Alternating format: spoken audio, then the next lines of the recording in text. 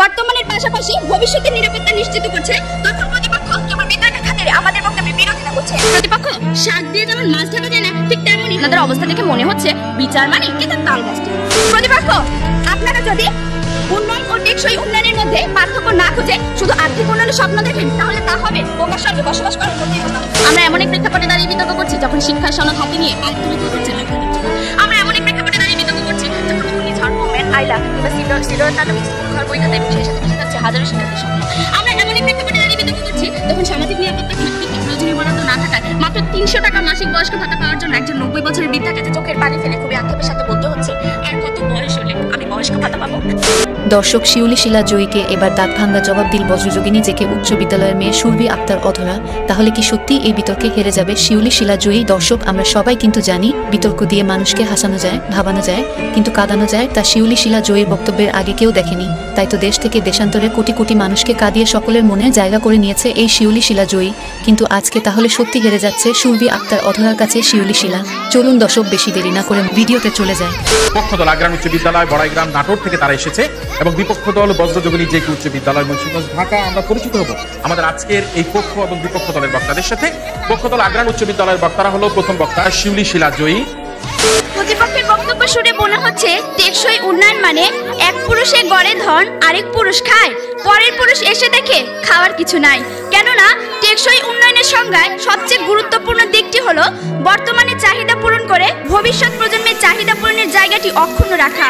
কিন্তু তাদের দেখানো অন্যান্য প্রেসক্রিপশনে এ বিষয়ে সুনির্দিষ্ট কোনো দিক নির্দেশনা নেই। লক্ষ্য করুন প্রতিপক্ষ, সাম্প্রতিক সময়ে বিশ্ব ব্যাংকের এক জরিপে দেখা গেছে বাংলাদেশের মোট জনসংখ্যার 70 ভাগেরই বয়স 32 বছরের নিচে, যাকে বলা হয় ডেমোগ্রাফিক ডিভিডেন্ড। মাননীয় মডারেটর, আমরা বিশ্বাস করি ডেমোগ্রাফিক ডিভিডেন্ডে এই সুবিধা ভোগ করে আমরা খুব দ্রুত উন্নত দেশে পরিণত হব এবং দারিদ্র্যের হারও হয়তো সাময়িকভাবে কমবে।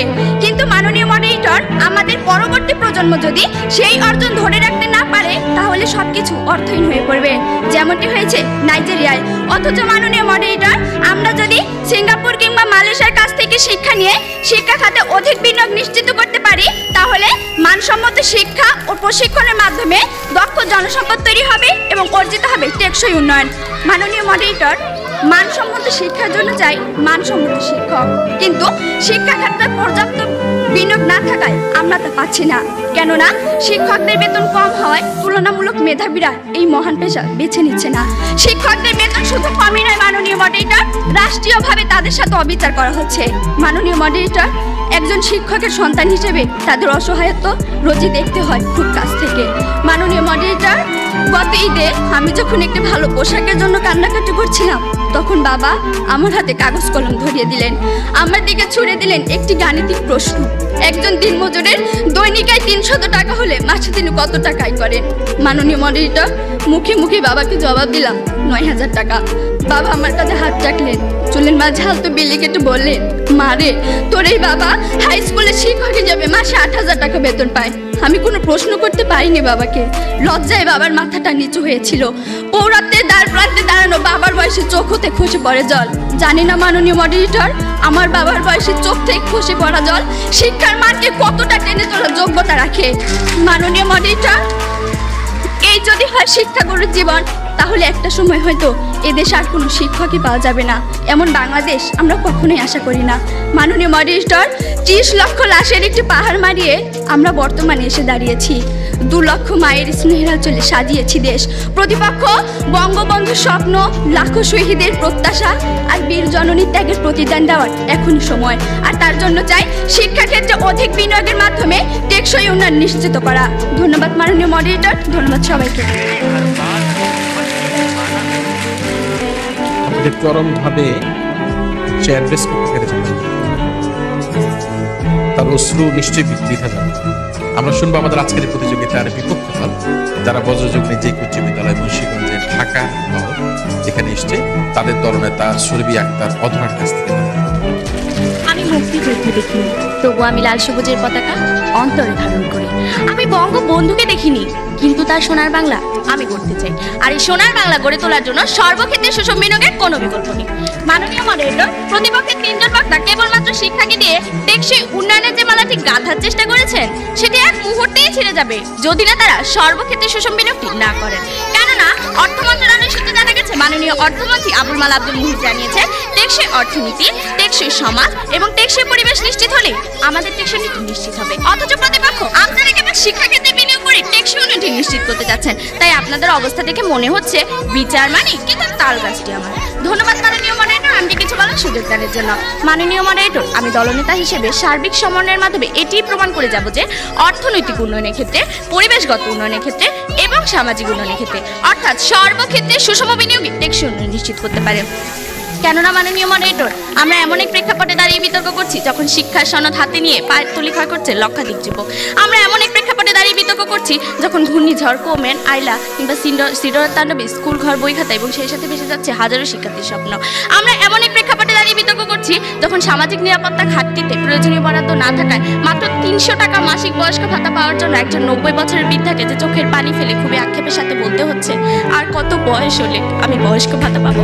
প্রতিপক্ষ কেবল শিক্ষাক্ষেত্রে বিনিয়োগ করে যদি অর্থনীতি, পরিবেশ এবং আর্থসামাজিক ক্ষেত্রের উন্নয়নটি ঘটে, তবে আপনারা কেন এখনো এমন একটি রাষ্ট্রের নাম বলতে পারেননি? তাই প্রতিপক্ষ, শাক দিয়ে যেমন মাছ ঢাকা যায় না, ঠিক তেমনই টেকসই উন্নয়নে সর্বক্ষেত্রে সুষম বিনিয়োগের কোনো বিকল্প নেই। তাই আমরা বলছি সর্বক্ষেত্রে সুষম বিনিয়োগে টেকসই উন্নয়ন নিশ্চিত করতে পারে। মাননীয় মডারেটর, আমরা আজ যে কারণে বলছি যে অর্থনীতি, পরিবেশ ও আর্থসামাজিক ক্ষেত্রে বিনিয়োগ হলে আমাদের টেকসই উন্নয়নটি নিশ্চিত হবে, তার যদি একটি করে বাস্তব উদাহরণ দেয় তাহলে বিষয়টি আরও স্পষ্ট হবে। মাননীয় মডারেটর, লক্ষ্য করুন, সাম্প্রতিক সময়ের একটি জনপ্রিয় বিজ্ঞাপন চিত্র গ্রামীণ ফোনের দেয়ার খুশিতে দেখার স্বপ্নবাস তানিয়া তার বান্ধবীকে খুব গর্বের সাথে বলে, এই তানিয়া রে, চিন্তা রাখো, একদিন ঘরে বসেই টাকা কামাইবো।